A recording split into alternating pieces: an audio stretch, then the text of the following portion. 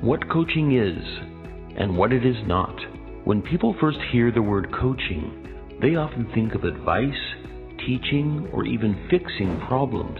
But coaching in its true form is something far more precise and far more powerful.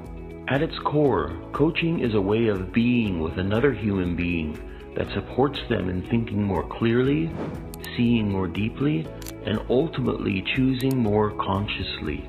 According to the International Coaching Federation, coaching is about partnering with clients in a thought-provoking and creative process that inspires them to maximize their personal and professional potential. That word, partnering, is critical.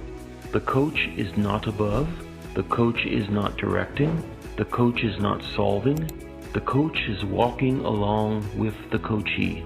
Let's begin with what coaching is.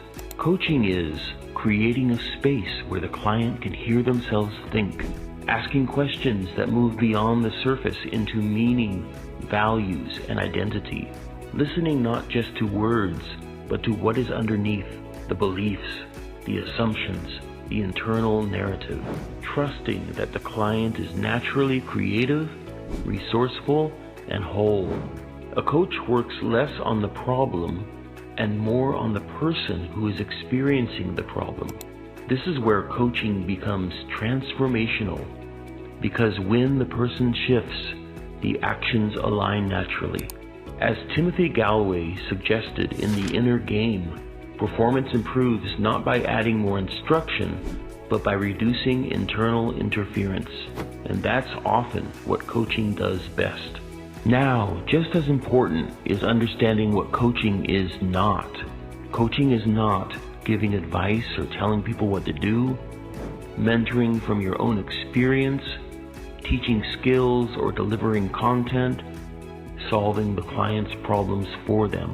Those approaches have value, but they are not coaching. In coaching, the moment we become the expert on the client's life, we reduce their ownership. And when ownership drops, so does transformation. This is why the ICF competencies emphasize evoking awareness rather than providing answers, maintaining presence rather than controlling direction, cultivating trust and safety so the client can explore honestly. The real work of coaching happens when the client begins to see something they haven't seen before, not because we told them, but because they discovered it. So in the end, coaching is not about doing more. It's about being differently, being curious instead of certain, being present instead of prepared, being in service of the client's thinking and not your own. And when done well, coaching doesn't just solve a problem.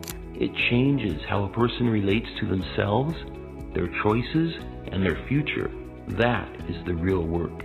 And that is why coaching at its best is both simple and deeply transformative.